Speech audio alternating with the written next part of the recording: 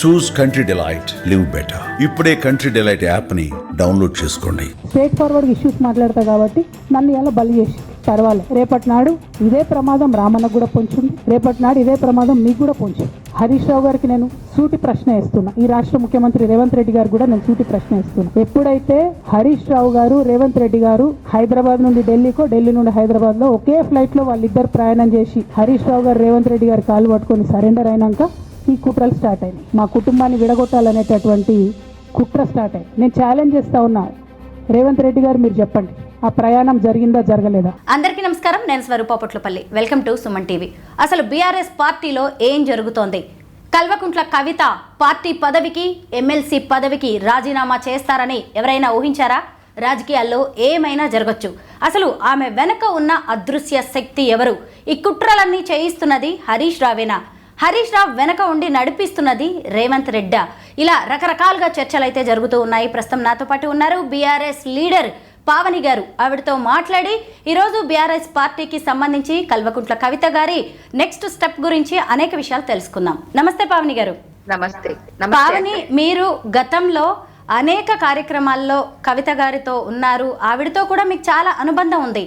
అయితే ఈ మధ్య కాలంలో పరిణామాలన్నీ మారిపోయాయి. ఏకంగా పార్టీకి, ఎమ్మెల్సీ పదవికి ఆమె దూరం అయ్యారు. అసలు కల్వకుంట్ల కవిత రాజీనామాకు, సస్పెన్షన్కు దారి తీసిన పరిస్థితులు ఏంటని మీరు అనుకుంటున్నారు?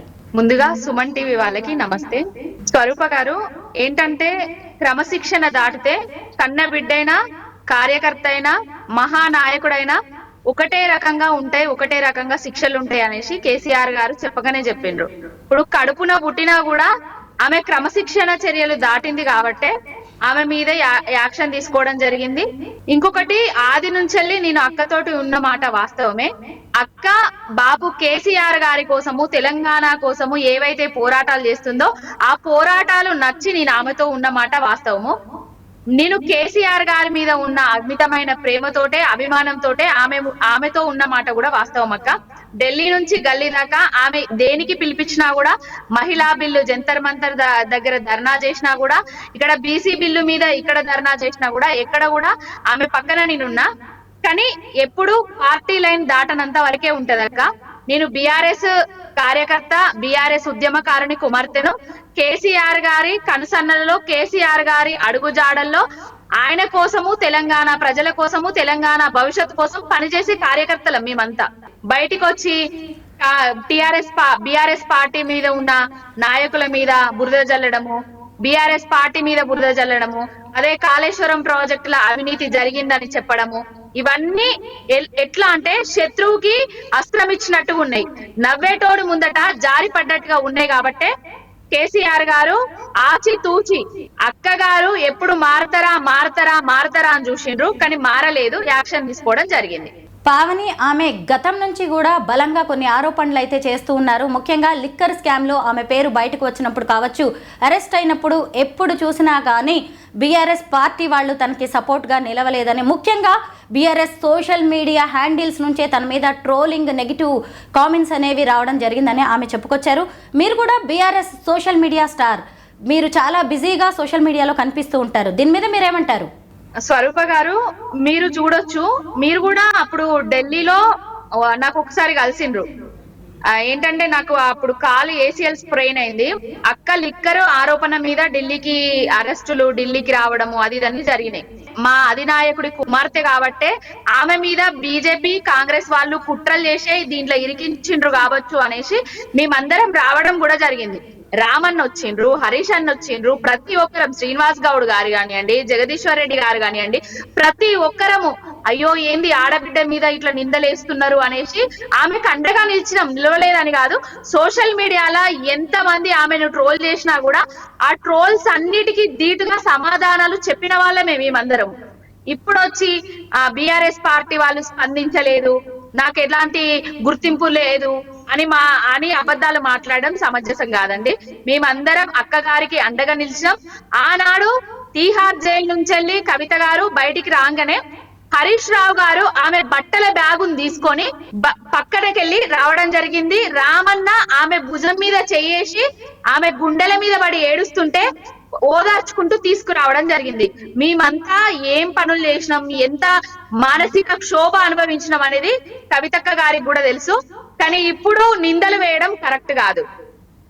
కాళేశ్వరం మొత్తం అవినీతి మయంగా మారిందని ఏకంగా కేసీఆర్ కూతురే చెప్పడం ఇప్పుడు పెద్ద హాట్ టాపిక్గా అయితే మారింది. హరీష్ రావు బీజేపీలో బీఆర్ఎస్ని విలీనం చేయడానికి ప్రయత్నిస్తున్నారని, అలాగే రేవంత్ రెడ్డి ఆయన వెనక ఉన్నారని, ఇలాగా కేసీఆర్ ఇవన్నీ తెలిసిన కామ్గా ఉంటున్నారు. కేటీఆర్ని ఓడించడానికి సిరిసిల్లలో ప్రయత్నాలు జరిగాయని, నిజామాబాద్లో తన ఓటమికి కూడా కుట్రలు జరిగాయని, ఇలా రకరకాలుగా కవిత హరీష్ రావు మీద ఆరోపణలు చేస్తున్నారు. దీని మీద మీరేమంటారు? ఇవన్నీ ఫాల్స్ అలిగేషన్స్ అండి. ఇంకొకటి కేసీఆర్ గారి మీద అంటే బీఆర్ఎస్ పార్టీ ఎప్పుడైతే అధికారం కోల్పోయిందో, అధికారం కోల్పోయినప్పటి నుంచి కాంగ్రెస్ పార్టీ అధికారంలోకి వచ్చిన దగ్గర నుంచి కాంగ్రెస్ మీద నెగిటివిటీ పెరిగింది. బీఆర్ఎస్ రజతోత్సవ సభ అని పెట్టుకుంటాం, మాకు అది విజయవంతమైతుంది.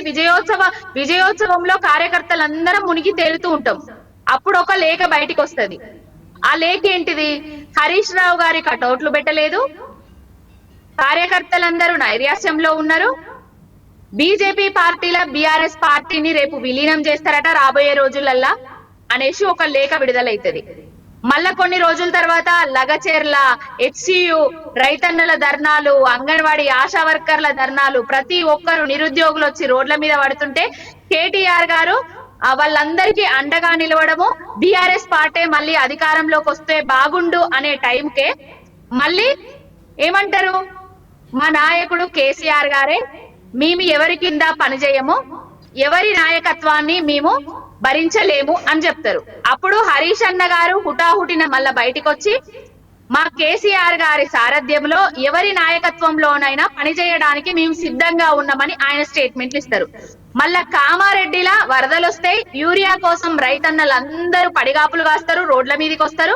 కాళేశ్వరం ప్రాజెక్టు మీద అసెంబ్లీ సాక్షిగా అర్ధరాత్రి వరకు అసెంబ్లీ పెట్టి సిబిఐ ఎంక్వైరీలు అనేసి 37 సార్లు మైకులు కట్ చేసి అందరూ మూకుమ్మడిగా దాడి చేసినా కూడా ఒకే ఒక్కడు కేసీఆర్ గారు విజృంభించి వాళ్ళందరికీ సమాధానాలు చెప్పి వాళ్ళందరినీ బొక్కబోర్ల పడేస్తారు. కాళేశ్వరంలో అవినీతి జరగలేదు, ఎలాంటి అక్రమాలు జరగలేదు, కాళేశ్వరం ప్రాజెక్టు ఇప్పటికీ కూడా చెక్కు చెదరకుండా ఉన్నది అనేసి ఆయన ప్రజలకు చెప్పడం చేస్తారు, ప్రజలు కూడా నమ్ముతారు. అలాంటి టైంలా మళ్ళా అమెరికా నుంచి వస్తారు, హరీష్ రావు గారు అవినీతి పరుడు, కాళేశ్వరంలో అవినీతి జరిగింది, ఇదంతా మా నాన్నకు తెలియకుండా జరిగింది అట్లా చెప్తారా అంటే ఎవరన్నా? అసలు అధినాయకుడికి తెలియకుండా, కేసీఆర్ గారికి తెలియకుండా మా దగ్గర నుంచి వెళ్ళి చీమ కూడా బయటికి పోదు. కాళేశ్వరం ప్రాజెక్టులో అవినీతి జరగలేదే అనేదే బీఆర్ఎస్ స్టాండు. కాళేశ్వరం ప్రాజెక్టులో ఎలాంటి అవినీతి జరగలేదు, కాళేశ్వరం ప్రాజెక్టు కట్టినము, రైతన్నలందరికీ నీళ్ళు ఇచ్చడం అనేది బీఆర్ఎస్ స్టాండు. ఇప్పుడు మళ్ళా బయటకు వచ్చి అట్లా చెప్పడం వల్ల ఎవరి భుజం మీద ఎవరు గన్ను పెట్టి కాల్చాలని చూస్తున్నారు? ఇవన్నీ రేవంత్ రెడ్డి, మన బండి సంజయ్ గారు కొన్ని రోజులుగా చేస్తున్న వ్యాఖ్యలనే స్క్రిప్ట్ రూపంగా చదివినట్టుగా ఉన్నదా లేదా చెప్పండి? అంటే కవిత వెనక బండి సంజయ్, రేవంత్ రెడ్డి ఉన్నారు అని మీరు అంటున్నారా? మేము అనట్లేదండి. అంటే వాళ్ళైతే ఎలాంటి సమాధానాలు బయటకు వచ్చి జనాలను ఏదైతే తప్పుడు ఫాల్స్ అలిగేషన్స్ బయట పెడుతున్నారో అలాంటి అలిగేషన్సే ఇప్పుడు ఈ అక్కగారి నుంచి కూడా రావడం జరిగింది కదా. ఇప్పుడు ఎట్లా చూడొచ్చు, ఎవరు ఎవరిని చేయడానికి, ఎవరిని ఖతం చేయడానికి? అసలు బీఆర్ఎస్ అనే ప్రాంతీయ పార్టీ తోటి ఎన్నటికున్న 2 జాతీయ పార్టీలకు ముప్పు ఉన్నదనే బీఆర్ఎస్ పార్టీని, అధినాయకుడిని కేసీఆర్ గారిని లేకుండా చేద్దామనే కుట్రలో భాగంగానే ఇవన్నీ జరుగుతున్నాయి. తాను ఇంత బాధ ఆవేదనలో ఉన్నా కానీ కనీసం కేటీఆర్ స్పందించలేదు. ఒక అన్నా చెల్లి రిలేషన్గా కాకపోయినా ఒక వర్కింగ్ ప్రెసిడెంట్గా తాను ఒక ఎమ్మెల్సీగా ఉన్నా కానీ ఆయన స్పందించలేదు అన్నారు. అంతేకాదు కవిత ఇంకొక మాట కూడా అన్నారు, ఈరోజు నాకు జరిగిన ద్రోహమే కేటీఆర్కి కూడా జరగచ్చు అని ఆమె జోస్యం చెప్పారు. దీని మీద మీ అభిప్రాయం ఏంటి? అంటే కేటీఆర్ వెనక కూడా కుట్రలు జరుగుతున్నాయి అని మీరు అనుకుంటున్నారా? కేసీఆర్ గారు మా అధినాయకుడు, కేటీఆర్ గారు మా వర్కింగ్ ప్రెసిడెంట్, భవిష్యత్ రథసారథి. ఆయన ఆయన మీద కుట్రలు జరుగుతున్నాయా జరుగుతలేవా, వాళ్ళ వెనుకాల ఏం జరుగుతున్నదా అని బోయరేటోళ్ళు చెప్తే నమ్మే పరిస్థితుల అంటే వాళ్ళు చూసుకోలేనంతగా లేరండి. వాళ్లకు ఏం జరుగుతుంది ఏందనేది కులంకుశంగా అన్ని సవివరంగా తెలుసు. వేరేటోళ్ళు వచ్చి చెప్పితే వినే పరిస్థితుల ఏదో నమ్మే పరిస్థితులు అయితే వాళ్ళు లేరు. మా రామన్న నాయకత్వంలో మేమందరం బలంగా పనిచేస్తున్నాం. ప్రతి ఒక్కరం రైతుల కోసము వాళ్ళు ఇచ్చిన 420 హామీలు గాని ఏవైతే ఉన్నాయో గ్యారంటీలు గాని ఆ గ్యారంటీల మీద పోరాటం చేస్తున్నాం. ఇప్పుడు బీఆర్ఎస్ పార్టీయే రావాలి అని ప్రజలందరూ అనుకుంటున్నారు. ఈ టైంలా ఏదో ఇంట్లో పంచాయతీని తీసుకొచ్చి బయటేసి ఎవరన్నా ఇంట్లో పంచాయతీ అయితే 4 గోడల మధ్యలో సామరస్యంగా చేసుకుంటారు ఏదన్నా ఉంటే పెద్దల సమక్షంలో. కానీ బయటికి వచ్చి ఆ ప్రెస్ మీట్లు పెట్టడం వల్ల ఇవన్నిటికీ ఎవరికి అస్త్రాలు ఇచ్చినట్టుగా అవుతుంది చెప్పండి. ఇప్పుడు బీఆర్ఎస్ పార్టీకి లాభం జరుగుతుందా? ఈ మాటలతోటి బీజేపీకి లాభం జరుగుతుందా? కాంగ్రెస్ కి లాభం జరుగుతుందా? ఎవరికి లాభం జరుగుతుంది? ఏందైతే రేవంత్ రెడ్డి అనేటైనే బీజేపీ నుంచి వెళ్ళి బండి సంజయ్, బీజేపీ నాయకులు కానివ్వండి, కాంగ్రెస్ నాయకులు కానివ్వండి, అధికారం కోల్పోనప్పటి నుంచి బీఆర్ఎస్ పార్టీ మీద కాళేశ్వరం ప్రాజెక్టు మీద దుమ్మెత్తి పోసిండ్రు. మళ్ళా అధికారంలోకి వచ్చిన తర్వాత కూడా వాళ్ళు ఇచ్చిన హామీలను గ్యారంటీలను తుంగలో తొక్కి మళ్ళా అదే కాళేశ్వరం ప్రాజెక్టు మీద అవాకులు చెవాకులు పేలుతున్నారు. అసలు కాళేశ్వరం ప్రాజెక్ట్ లా ఏం జరిగింది, ఏ విధంగా జరిగిందని మేము ప్రజలకు వివరించే పనిలో మేముంటే ఇప్పుడు అవినీతి జరిగింది అని చెప్పడం వల్ల అంటే కుటుంబ సభ్యులే బయటికి వచ్చి చెప్పడం వల్ల ఇప్పుడు పార్టీకి ఎంత నష్టం జరుగుతుంది అంటే బురద జల్లే ప్రయత్నాలు కాదండి ఇవన్నీ. బిడ్డని అడ్డం పెట్టుకుని కేసీఆర్ ఈ డ్రామా అంతా నడుపుతున్నారు అనే ఇంకొక వాదన కూడా వినిపిస్తోంది. ఇలా జరిగే అవకాశం ఉందా? కేసీఆర్ ఇంత జరుగుతున్నా ఎందుకు మౌనంగా ఉంటున్నారు? తప్పండి, తప్పు. మౌనంగా ఎక్కడున్నారు? సమాధానం ఇచ్చేసిండ్రు కదా సస్పెండ్ చేయడంతోనే. సస్పెండ్ చేయడం వల్లనే సమాధానం ఇచ్చిండ్రు. మౌనం అంటే బయటికి వచ్చి ఏవో మైకులల్లా ప్రెస్ మీట్లు పెట్టి వీళ్ళు వాళ్ళు అని వాళ్ళు వీళ్ళు అని బీఆర్ఎస్ పార్టీకి ప్రయోజనాలకు ఎవరైతే నష్టం కలిగించే పనులు చేస్తున్నారో వాళ్ళను ఇప్పుడు క్రమశిక్షణ ప్రకారము కన్నబిడ్డ అని చూడకుండా కూడా తీసేయడం జరిగింది, సస్పెండ్ చేయడం జరిగింది. ఆయన సమాధానం లేఖ ద్వారానే ఇవ్వడం జరిగింది. కవిత వెనక ఎవరున్నారు అని బీఆర్ఎస్ పార్టీ భావిస్తోంది. ఎవరున్నా లేకపోయినా అక్క ఆల్ ది బెస్ట్. మీరు ఏదనుకుంటున్నారో, ఏ జెండా మీద పనిచేస్తారో, ఏ ఎజెండా కోసం పనిచేస్తారో మీ ఇష్టం. గానీ బీఆర్ఎస్ పార్టీకి 60 లక్షల మంది సైనికులు ఉన్నారు. ఆ 60 లక్షల మంది సైనికులను బజార్లో పడేయకండి ప్లీజ్. మీ ఒక్కరి కోసము మా అందరినీ కష్టాలలో పడేయకండి. ఇప్పటికైనా మీరు తెలుసుకోండి కేసీఆర్ గారి గురించి. మీ చెప్తే తెలుసుకునే అంత కాదు. మీరు ఒక బిడ్డ, ఆయన మీరు మీ ఆయన కడుపులో పుట్టినరు. మేము ఆయనకు పుట్టకపోయినా కూడా బాపు బాపు అని పిచ్చిలేసుకుంటా రోజు తిరుగుతున్నాము. ఆయన చేసిన సంక్షేమ పథకాలను ప్రజలకు వివరిస్తున్నాము. మరి ఈ టైంలో ప్రజలు మళ్ళా బీఆర్ఎస్ పార్టీని హక్కున చేర్చుకునే టైంలో ఇలాంటి వ్యాఖ్యలు చేయడం అయితే మంచిది కాదు. హరీష్ రావు గారి మీద, సంతోష్ రావు గారి మీద అవాకులు చెవాకులు పేలడం కూడా మంచిది కాదు. హరీష్ రావు గారు 2001 నుంచి ఇప్పటి వరకు కూడా కేసీఆర్ గారి అడుగుజాడల్లో, మేనమామ అడుగుజాడల్లో మేనండ్రుడు నడవలేదండి. ఒక ఉద్యమ నాయకుడి వెంబడి ఒక ఉద్యమకారుడు నడిచినట్టుగా ఏది చెప్పినా, రాముడు ఏది చెప్పినా హనుమంతుడు చేసినట్టుగా ఇప్పుడు ఈ కలియుగ చంద్రశేఖరుడి పక్కన హరీషుడు ఆ విధంగా నడుస్తున్నాడు. రేపు రాబోయే రోజులల్లో కూడా నడుస్తూనే ఉంటాడు. ఇప్పుడు సంతన్న గారి కూడా కాంట్రిబ్యూషన్ తక్కువేం లేదండి. ఆయన సంసారం, ఆయన పిల్ల పాపలు అన్ని వదిలేసి కేసీఆర్ గారి బాగోగులే ఆయన బాగోగుగా చూసుకున్న నాయకుడు సంతోష్ కుమార్ గారు కూడా. బీఆర్ఎస్ క్యాడర్ కల్వకుంట్ల కవిత వెనక నడిచే అవకాశమే లేదా? ఇప్పుడు మీరు నిన్న మన భిక్షపతి అన్న, రాజీవ్ సాగర్ అన్న, మన రాజారాం యాదవ్ అన్న, పసుల చేరన్ వీళ్ళందరూ జాగృతిలోనే ఉండేవాళ్ళు, కవితక్క వెంబడే ఉండేవాళ్ళండి. వాళ్ళు బయటికి వచ్చి ఏం మాట్లాడినరో మీకు తెలుసు. మీ పక్కన కేసీఆర్ గారు ఉన్నారు కాబట్టే మేము మీ పక్కన ఉన్నాము ఇన్ని రోజులు. కేసీఆర్ గారి మీదనే, బీఆర్ఎస్ పార్టీ మీదనే బురద జల్లే ప్రయత్నాలు చేస్తే మేము ఊరుకునేది లేదు. ఇప్పటికీ కూడా మేము బీఆర్ఎస్ తరపునే ఉన్నాము, బీఆర్ఎస్ తోటే ఉంటాము, కేసీఆర్ గారి వెంబడే ఉంటామని వాళ్ళు కూడా చెప్పడం జరిగింది.